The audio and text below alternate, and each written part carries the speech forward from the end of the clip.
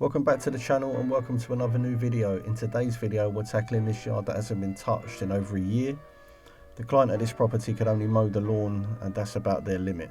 So they've called us in and asked if we can come in to maintain this on a regular basis.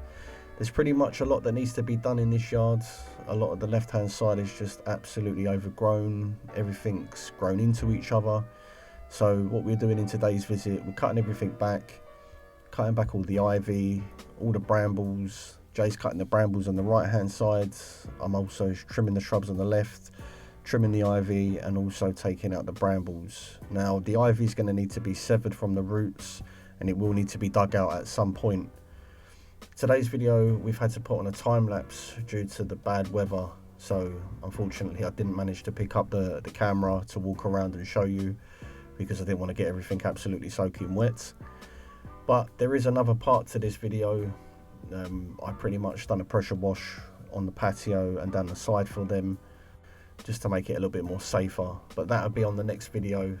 In today's video we only had enough time just to trim back everything, open everything up and sort of see what we've got going forward.